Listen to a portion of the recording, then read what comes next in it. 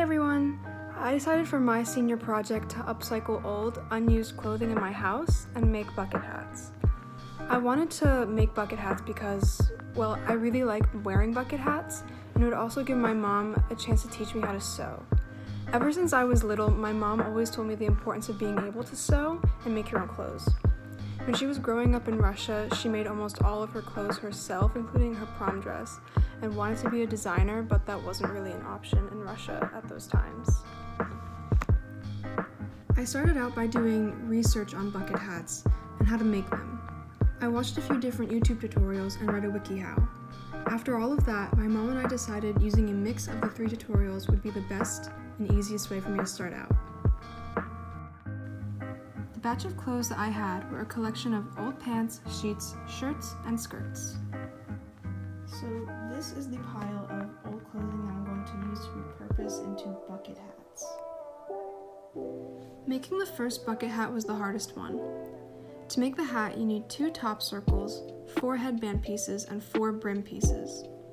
I printed out cutouts I found online of bucket hat measurements and cut them into 2 fabrics.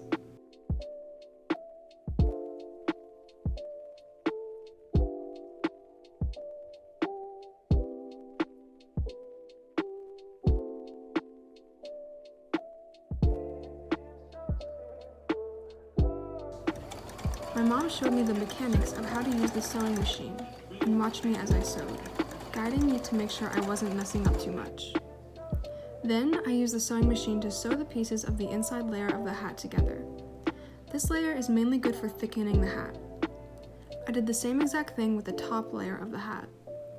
After this, my mom showed me how to hand sew the top layer of the hat to the bottom layer, and then I sewed these together with the sewing machine. A good way to make the brim sturdier is to iron it down and then to sew about 5 to 7 stitches around the brim.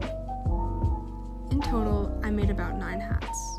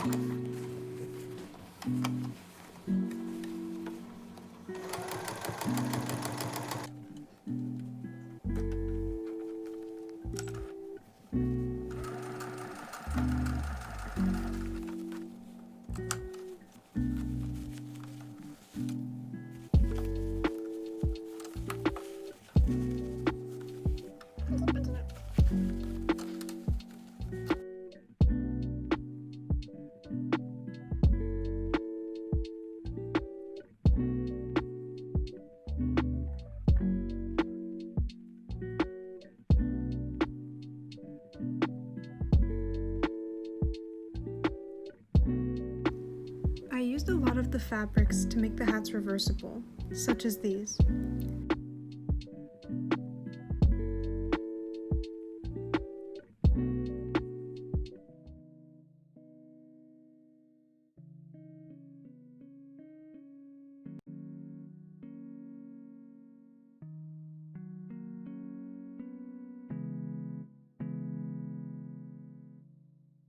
And on some of the hats, I decided to add some small details to make them more unique.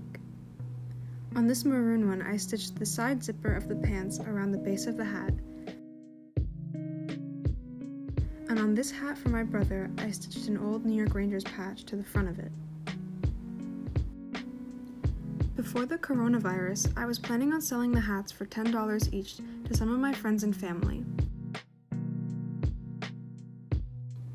I was also going to give the money I made to the organization Doctors Without Borders.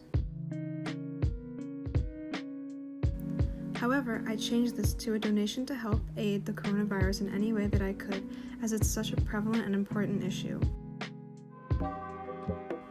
I also don't live close enough to a lot of my family members to sell them the hats right away, so I sold what I could to my friends, and I'm saving some of the rest for my cousins who are going to buy them later. I ended up selling 6 of the hats so far, donating $60 to Corona.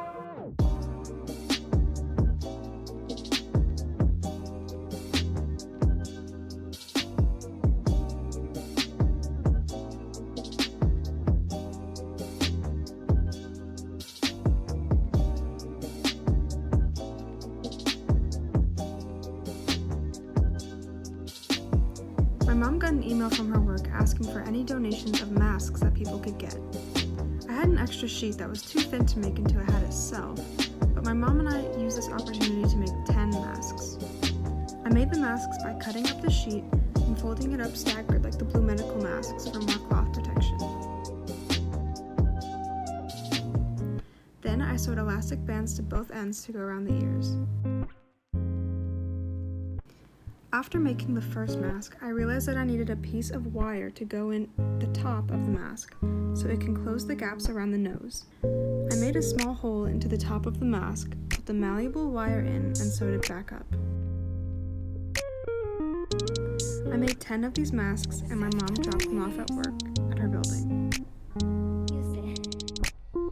I'm really glad I chose to do this project with my mom because it was a bonding experience for the both of us.